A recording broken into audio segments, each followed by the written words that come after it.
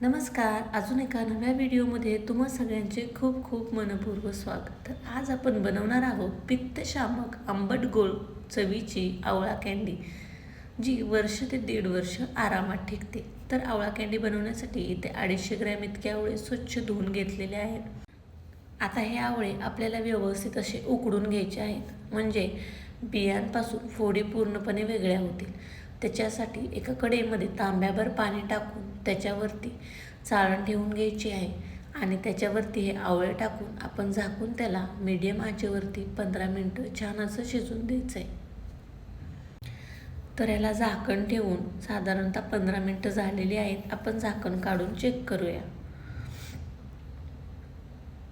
तर तुम्ही बघू शकता आपले आवळे पूर्णपणे उकडले गेलेत. बियांपासून फोडी हलक्याशा वेगळ्या झाल्यात. चला आपण याला थंड करून घ्यायचं आहे आणि याच्या फोडी बियांपासून वेगळ्या करून घ्यायच्यात. आवळा आपल्या शरीरासाठी खूपच जास्त गुणकारी असतो, पण तो कच्चा खाल्ला जात नाही. म्हणून आवळ्याचे बरेचसे प्रकार आपण स्टोअर करून ठेवू शकतो. त्यातलाच हा प्रकार जो आपण स्टोअर करून ठेवू शकतो आणि तो वर्ष ते 1.5 वर्ष आरामात टिकतो. आणि याला बनवण्यासाठी जास्त वेगळं काही सामान पण लागत नाही.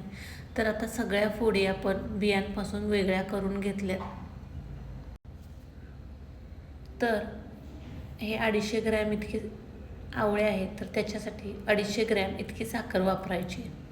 आता याच्यामध्ये आपण साखर टाकून घ्यायची आणि त्याला चमच्याने एकदा व्यवस्थित असं मिक्स करून घ्यायचं. तर या साखरेमध्ये पाणी किंवा काही घालायची गरज नसते. तुम्हाला जर आवडत असेल तर तुम्ही याच्यामध्ये आमचूर पावडर घालू शकता, त्यांना पण खूप छान चव येते.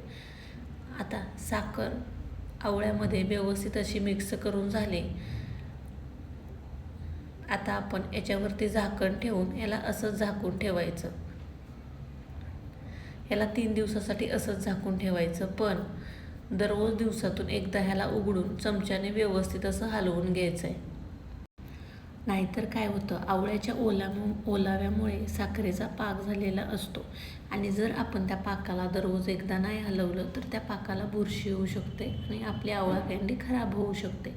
म्हणून दिवसातून एकदा फक्त त्याला चमच्याच्या साहाय्याने व्यवस्थित असं हलवून घ्यायचं आहे आणि मिक्स करून घ्यायचं आहे. आता ही साधारणतः 3 दिवस अशी पाकामध्ये मुरत ठेवली होती. आता आपण त्याला गाळून घेऊयात. गाळणीच्या साहाय्याने गाळून घेऊयात.